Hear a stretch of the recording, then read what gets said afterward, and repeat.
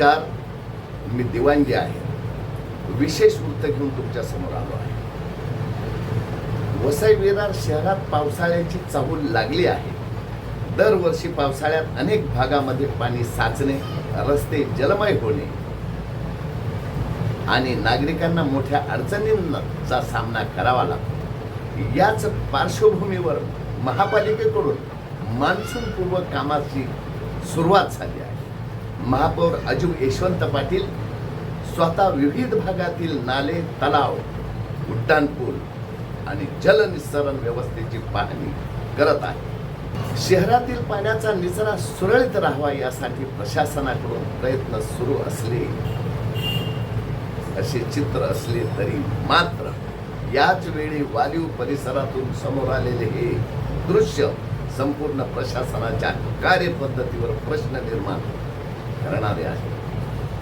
आपण पाहू शकता, छायाचित्रात देखील बघत आहेत, तुंगारेश्वर अभयारण्य परिसरामध्ये खाली उतरणाऱ्या नैसर्गिक पाण्याच्या प्रवाहालगत मोठ्या प्रमाणावर मातीचा भराव टाकण्यात आला आहे. एवढेच नव्हे तर दगड भिंत उभारून संपूर्ण भूभाग सपाट करण्याचे काम करण्यात आले आहे. या परिसरात विटांचे साठे, बांधकाम साहित्य आणि मोठ्या बैठ्या चाळींच्या बांधकामाची तयारी सुस्पष्ट दिसत आहे. हे आपण छायाचित्रात संपूर्ण बघत आहे. एका बाजूला महापौर पाहणी करताना दिसत आहे, तर दुसऱ्या बाजूला या नाल्याचे बांधकाम आणि बाजूची. सांगायचं तात्पर्य काय, परिसरामध्ये पावसाळ्यातील पाण्याच्या निचऱ्यासाठी महत्वाचा मार्ग मानला जातो हा नाला. म्हणजे तुंगारेश्वर परिसरातून वाहणारे पाणी याच मार्गाने पुढे जात असल्याचा दावा स्थानिक करत आहे आणि ते आहे कधी काळापासून चालू. सर्वात गंभीर बाब म्हणजे या ठिकाणी मुंबई अहमदाबाद महामार्गालगत पेट्रोल पंपाच्या मागील बाजूस सुरू असल्याचे चित्र दिसत आहे. इतक्या मोठ्या उघडपणे भराव आणि बांधकाम सुरू असताना संबंधित विभागांना याची माहिती नव्हती का? महापालिकेच्या वालीव प्रभागाचे सहाय्यक आयुक्त निलेश म्हात्रे यांना मात्र अंधारात ठेवत ही हात मिळवणी करत भूमाफियांनी चांगलीच मजल गाठली. तर दुसऱ्या बाजूला महसूल विभागाने आजपर्यंत या ठिकाणी पाहणी का केली नाही हा कळीचा प्रश्न आहे. आणि त्यांच्या या ठिकाणी अवैध माती भराव नदी, या नदीवर अर्थात नाल्यावर अतिक्रमण झाले कसे दिसले नाही की हात मिळवणी आहे हा प्रश्न निर्माण होतो. पर्यावरण विभागाची मंजुरी घेण्यात आली आहे का, तर उत्तर नाहीच येणार. कारण पर्यावरण अशा भूमाफियांना परवानगी कशाच्या आधारे देणार? असे असताना मात्र कोणतेही प्रशासन या ठिकाणी कारवाई करण्यास पुढे येत नाही. याचा अर्थ सर्वांचे खिसे भरलेत का असाच नाही. गंभीर विषय असा की जर पाण्याचा नैसर्गिक प्रवाह अडविण्यात आला तर त्याचे परिणाम केवळ एका जागेपुरते मर्यादित राहत नाही. संपूर्ण परिसरात पाणी साचणे, पूरस्थिती निर्माण होणे, नागरिकांच्या घरामध्ये पाणी शिरणे आणि सार्वजनिक मालमत्तेचे नुकसान होणे, शिवाय जीवितहानी होऊ शकते.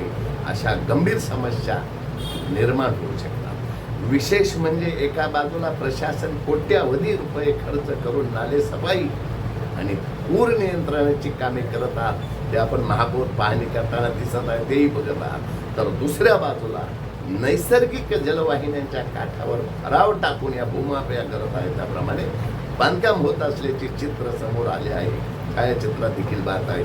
यामुळे नागरिकांच्या मनात संशय निर्माण होणे स्वाभाविक आहे.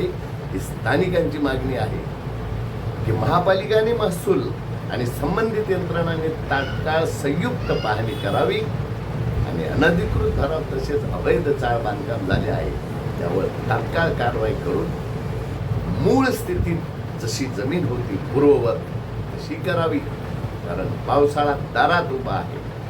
आज जर अशा प्रकारच्या कामांकडे दुर्लक्ष झाले तर उद्या नागरिकांना त्याची मोठी किंमत मोजावी लागू शकते.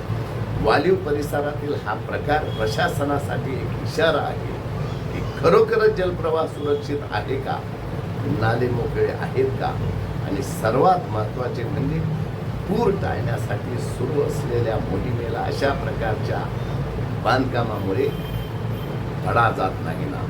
या प्रकरणात पालिका आयुक्त ते सध्याच्या स्थितीत बघ्याच्या भूमिकेत आहेत. हे पृथ्वीराज बीपी वालीवचे सहाय्यक आयुक्त निलेश म्हात्रे आणि पालिकेचे कर्तव्यदक्ष अतिरिक्त आयुक्त दीपक सावंत ही कोणती भूमिका घेतात आणि प्रत्यक्ष कारवाई होते का की होत नाही, याकडे आता वसईकरांचे लक्ष लागलेले असणार. मात्र एका बाजूला महापौर नाल्यांची पाहणी करतात जेणेकरून माझी वसई पाण्याखाली डुबू नये, तर दुसऱ्या बाजूला प्रशासनाच्या हातात हात मिळवत भूमाफिया जे नैसर्गिक नाले आहेत त्यावर स्वतःच्या मालकीची जमीन असल्यासारखी, नदी स्वतःच्या बापजात्याच्या असल्यासारखी भिंत घालून आपली जमीन वाढवून त्या ठिकाणी अनधिकृत चाळ बांधकाम करून येणाऱ्या नवीन रहिवाशांना मृत्यूशी गाठ घालून देण्याचा कट या ठिकाणी हा भूमाफिया करत आहे. त्यामुळे अशा बेभान झालेल्या भूमाफियाला जागा दाखवावी. आज मात्र इतकेच. धन्यवाद. जय हिंद.